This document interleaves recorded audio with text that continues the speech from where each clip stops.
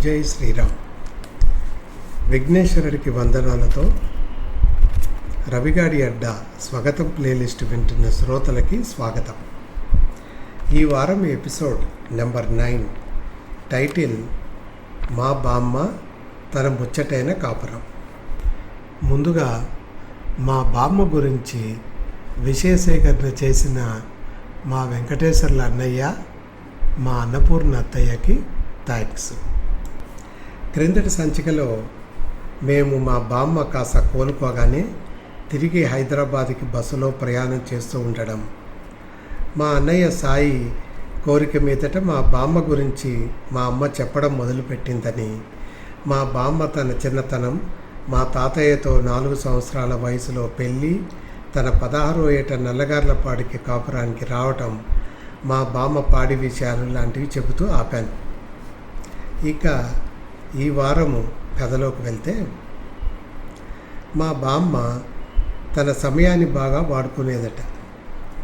ఒళ్ళు బతుకమంటే ఎరుగదు, మధ్యాహ్నం నిద్రపోవడం వంటిది అసలే లేదు.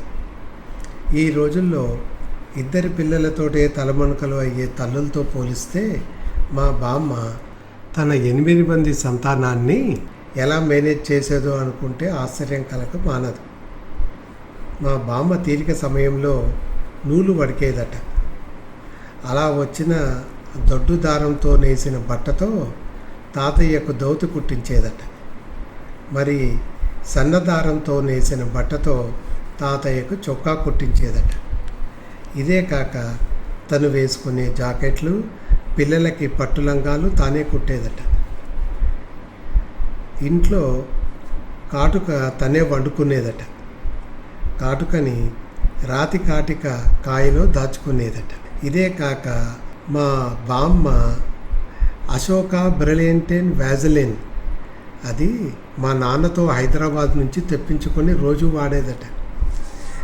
పిల్లలకి విజయ సాధని పుస్తకం నేర్పేది. నల్లగార్లపాడులో ప్రాథమిక స్కూలే ఉండేది. ఆడపిల్లల్లో మా సీతారాం అత్తయ్య, అచ్చమాంబ అత్తయ్య 5వ క్లాస్ పాస్ అయ్యారట. మా అన్నపూర్ణ అత్తయ్య, పెద్దత్తయ్య 2వ క్లాస్ వరకే చదువుకున్నారట. ఇదే కాక మా సీతారామత్తయ్య, అచ్చమాంబ అత్తయ్యలు బెహరా రమ్య వాళ్ళ నానమ్మ గారి దగ్గర సంగీతం నేర్చుకునేవారట. ఆ రోజుల్లో చదువుల స్టాండర్డ్స్ ఎలా ఉండేదంటే, మా అత్తయ్యలు ముత్యాల లాంటి దస్తూరితో ఉత్తరాలు అవి రాసేవాళ్ళట. తమ పిల్లల్ని ఎంతో విద్యావంతుల్ని చేశారు. తర్వాత కాలంలో నల్లగార్లపాడులో చదువులు సరిగ్గా లేక మా నాన్న మరియు గురజాల పెద్దనాన్న, అదే శివప్రసాదరావు గారి పెద్దనాన్న, అప్పటికే వివాహం అయ్యి తెనాలిలో ఉన్న మా పెద్దత్తయ్య నారపరాజు సుబ్బారావు మామయ్య గారింట్లో చేర్చారు. మా మామయ్య తెనాలిలోని ఏదో సినిమా థియేటర్లో క్యాంటీన్ నడిపేవారట. మా నాన్న మరియు గురజాల పెద్దనాన్న ప్రొద్దున్నే స్కూల్కి, సాయంత్రము సినిమా టాకీస్లో ఇంటర్వెల్ అప్పుడు మా మామయ్యకి సహాయపడేవాళ్ళట. ఇక్కడ ఓ విషయం చెప్పుకోవాలి. మా పెద్ద మేనత్త మావయ్య గారులు తమకు వచ్చే చాలని ఆదాయంలో కూడా వీరిని ఆప్యాయంగా చూసుకునడమే కాకుండా స్కూల్ ఫీజులు కూడా కట్టి చదివించారట. అందుకనేమో మా నాన్నకు వాళ్ళ అక్కయ్య అంటే ఎంతో ఆప్యాయత, బావగారంటే ఎంతో గౌరవం. నల్లగార్లపాడులో వినోదం అంటే సాయంత్రం హరికథలు, బుర్రకథలు చెప్పేవారట. ఇంట్లో రేడియో కూడా లేదట. సినిమా చూడాలంటే నరసరావుపేటకు రావాల్సిందే. తర్వాత కాలంలో మా సత్యనారాయణరావు పెదనాన్న అప్పుడప్పుడు మా అత్తయ్యలకి నరసరావుపేటలో సినిమాలు చూపెట్టేవాడట. కుటుంబం పెద్దది కావడం, పొలాలు కౌలుకు ఇవ్వడం మూలాను మా ముత్తాత లక్ష్మీనారాయణ గారు ఆలోచించి మా తాతయ్యని ముప్పాళ్ళ గ్రామంలోని ఒక ధనవంతురాలైన వైశ్య కుటుంబానికి మేనేజర్ ఉద్యోగం కుదిర్చారట. మగదిక్కులేని ఆ వైశ్య కుటుంబానికి వారి ఆస్తి బాగోగులు చూడటానికి ఎవరూ లేక, దాయాదులు బాధపడలేక మా తాతయ్యని ఉద్యోగంలో పెట్టుకుందట. మా తాతయ్య జీతం నెలకి 30 రూపాయలు. పేరుకు మేనేజర్ అయిన ఇంటికి పెద్ద దిక్కుగా ఉండేవాట. వారి పొలాలు కౌలు వ్యవహారాలు చూడడం, పొలం శిస్తు కట్టడం, పొలం పనులు పర్యవేక్షించడం, పద్దులు రాయడం, ఇలా ఒకటేమిటి అన్ని విషయాలు స్వయంగా చూసుకునేవాడట. ఆ రోజుల్లో మా తాతయ్యది 5 డే వీక్ ఉద్యోగం అన్నమాట.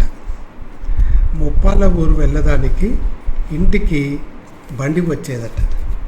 సోమవారం నుండి శుక్రవారం దాకా ముప్పాల్లో ఉద్యోగం చేయడం, తిరిగి శనివారం పొద్దున్నే నల్లగార్లపాడుకు బండి మీద రావడం జరిగేదట. ఆ యజమానురాలు మా తాతయ్యని ఎంతో గౌరవించేదట. వీకెండ్లో నల్లగార్లపాడుకు వెళ్తున్న మా తాతయ్యకు 3 రూపాయలు ఇచ్చి పిల్లలకి ఏవైనా కొని తీసుకుపోమని చెప్పేదట. అలా తాతయ్య ఇంట్లో లేకున్న బామ్మ తన అత్తా మామలతో పాటు పిల్లల్ని కూడా బాగా చూసుకునేదట. తర్వాత కాలంలో ఆ వైశ్యురాలు చనిపోవడం, పిల్లలు పెద్దవాళ్ళు కావడంతో మా తాతయ్య ఉద్యోగం మానేశారట. తర్వాత కాలంలో మా బామ్మ తన 36వ సంవత్సరం వయసులో ఒకసారి మా పెద్దత్తయ్య ఉండే తెనాలి ఊరికి వెళ్ళిందట. తన 2 మగపిల్లలు, అదే మా శివప్రసాద్ పెద్దనాన్నగారు, మా నాన్న రమణారావు గారిని చూడటానికి. అప్పుడు అక్కడ క్రింద పడిందట. అప్పటి నుంచి నడుముల నొప్పులు మొదలైందట. ఇదే కాక మా బామ్మకి ఆ రోజుల్లో కంటికి శుక్లాలు వచ్చాయట. వాటి ఆపరేషన్ కోసం మెడ్రాస్కి వెళ్ళి ఆపరేషన్ చేసుకుందట. కానీ ఆపరేషన్ సక్సెస్ అయినట్లేదు. చిన్న డబ్బాలో కంటికి సంబంధించిన మందులు, కంట్లో వేసుకునే చుక్కల మందు దాచుకునేదట. ఈ చుక్కల మందు తన జీవితం చివరి వరకు వాడిందట. అంతలో విషాదం. కన్నతల్లి లేని లోటు కాపురానికి వచ్చినప్పటి నుంచి తీర్చిన తన అత్తగారు బెహరా అచ్చమాంబ గారు ముత్తైదువుగా కన్నుమూయటం. మా బామ్మ తన మామగారిని ఎంత బాగా చూసుకునేదంటే, తర్వాత కాలంలో ఏదో విషయం మీద మా ముత్తాతకి మా తాతయ్యకి మాట వచ్చి వారి మధ్య పలకరింపులు లేకపోయినా తను మాత్రం తన మామగారిని ఎంతో గౌరవంగా చూసుకునేదట. పిల్లల్ని పంపి తన మామగారిని ఇంటికి పిలిపించుకొని టిఫిన్, కాఫీ ఇచ్చి ఆ కబుర్లు ఈ కబుర్లు చెప్పేదట. కాలచక్రంలో కొంతకాలం గడిచింది. పిల్లలు పెద్దవాళ్ళు అయ్యారు. వారి పెళ్ళిళ్ళు అయ్యి ఇంట్లో మనవలు మనవరాళ్లతో కలకల్లాడింది ఇల్లు. ఒకరోజు అనుకోకుండా లంకంత పెద్ద అయిన ఆ ఇల్లు వర్షాకాలంలో కొంత కూలిపోయిందట. దాని తర్వాత మా బామ్మ కోరిక మీదట మా నాన్నగారు నల్లగార్లపాడు ఊరిలో 1400 రూపాయలతో ఓ ఇల్లు కొనిచ్చారట. కొంతకాలము మా బామ్మ తాతయ్య గారు ఆ ఇంట్లోనే ఉన్నారట. ఆ ఇంట్లోనే ఎన్నో పురుళ్ళు పోశారట. మా గురజాల అమ్మ సుశీలమ్మకి మా వెంకటేశ్వర్ల అన్నయ్య అక్కడే పుట్టాట. ఎండాకాలం సెలవులకి మనవళ్ళు మనవరాళ్ళు నల్లగార్లపాడికి చేరేవారట. మా బామ్మ తన మనవళ్ళు మనవరాళ్ళని ఎంతో ఆప్యాయంగా చూసేదట. అందరికీ ఆవకాయ అన్నం కలిపి ముద్దలు పెట్టేదట.